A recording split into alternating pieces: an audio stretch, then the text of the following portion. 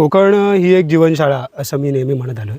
माती हे एक तत्त्व आपण घेऊया निसर्गातलं, आपण ज्याला पंचमहाभूत म्हणतो.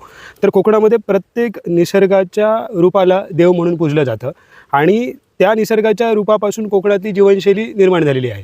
आता एक माती एक जर तत्त्व घेतलं तर कोकणात माती म्हणजे सातेरी किंवा माऊली किंवा आता लईराई सगळ्या ह्या ज्या देवता आहेत त्या मुळात आधी वारुळ स्वरूपामध्ये पूजल्या जातात.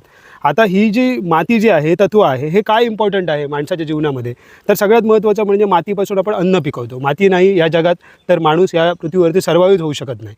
ह्या मातीपासून कोकणातली माणसांनी स्वतःची घरं निर्माण केली. ह्या मातीपासूनच्या भांड्यातून आपण सगळेजण जेवतो. तर ह्या मातीपासून काय काय निर्माण होऊ शकतं ह्याच्या स्किल्स हे आपल्या पूर्वजांनी आपल्याला शिकवले होते, जे आपण पुढे जाऊन विसरलो. आणि आज कुठच्याही अकॅडमीमध्ये कुठच्याही एज्युकेशनल सेंटरमध्ये या गोष्टी शिकवल्या जात नाही, ज्या की माणसाच्या जडणघडणीमध्ये अत्यंत आवश्यक गोष्ट आहे, ते म्हणजे माती. कारण माणूस हा मुळात आधी मातीतून घडलेला आहे.